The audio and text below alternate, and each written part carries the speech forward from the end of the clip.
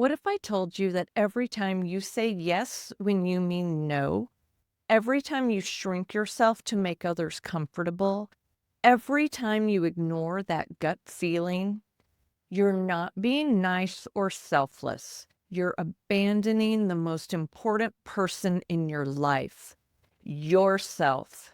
And today I'm going to show you how to stop abandoning yourself and start reclaiming your authentic life without falling into the survival trap that keeps so many women stuck.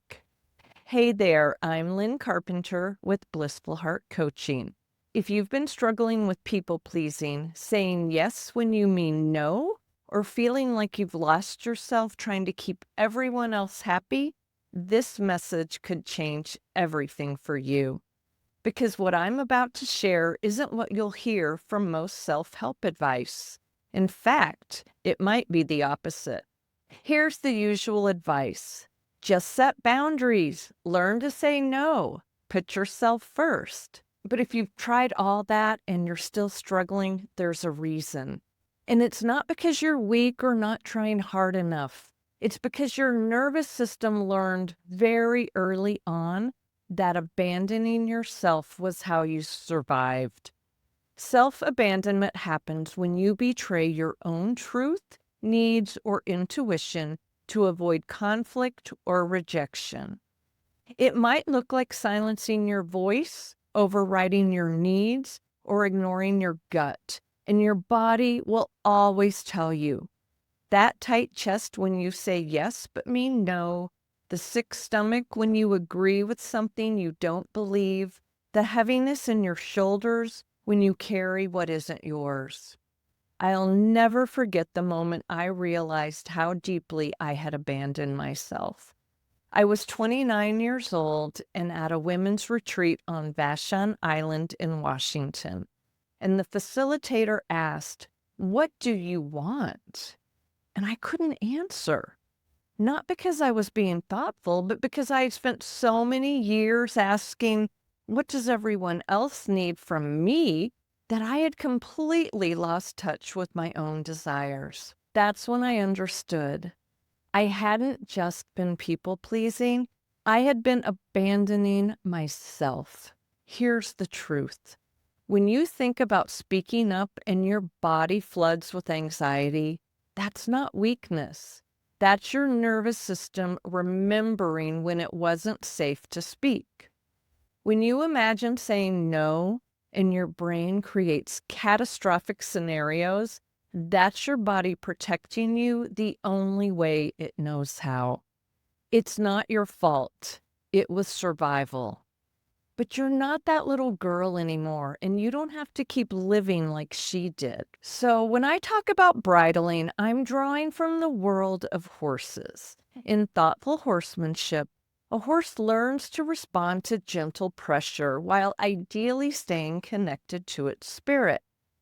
But many of us as humans internalize the pressure around us so deeply that we began to bridle ourselves, suppressing our true thoughts, emotions, and desires to stay safe, accepted, and loved by the people we depended on.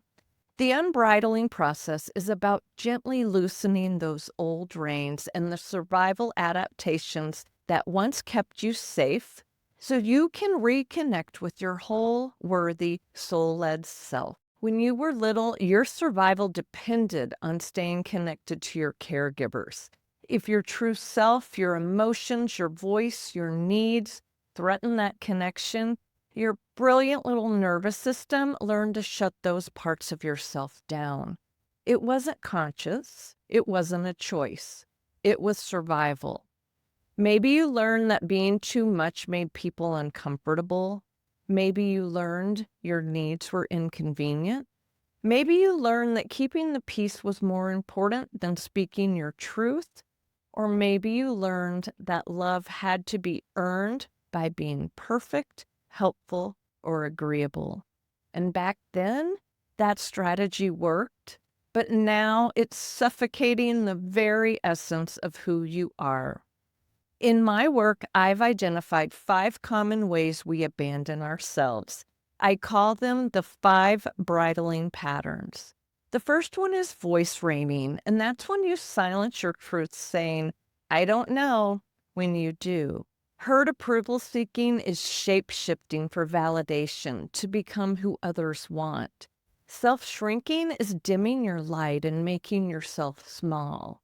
Intuition bridling is dismissing your gut and overthinking. And boundary trampling is saying yes when you mean no, taking on what isn't yours.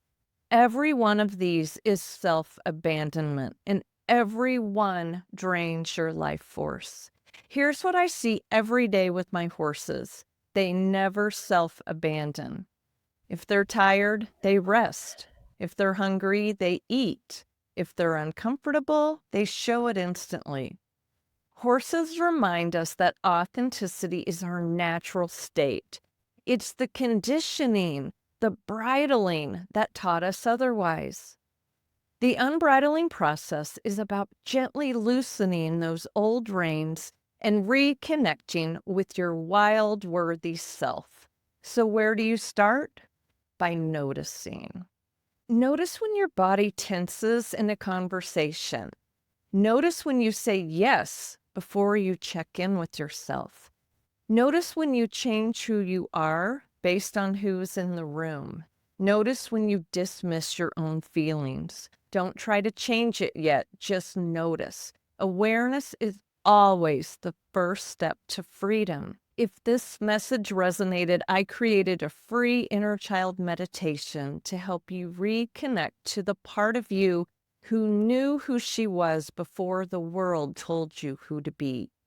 It's a gentle, guided way to meet that younger self with compassion and start unbridling the parts of you that were silenced. You can download it using the link below. Remember, you don't have to abandon yourself to be loved. The people who truly belong in your life will love you more when you show up authentically.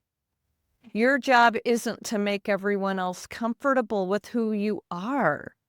Your job is to stop abandoning who you are because your wild, unbridled self is still here and she's waiting for you to come home to yourself. Thanks for watching, and I'll see you in the next video.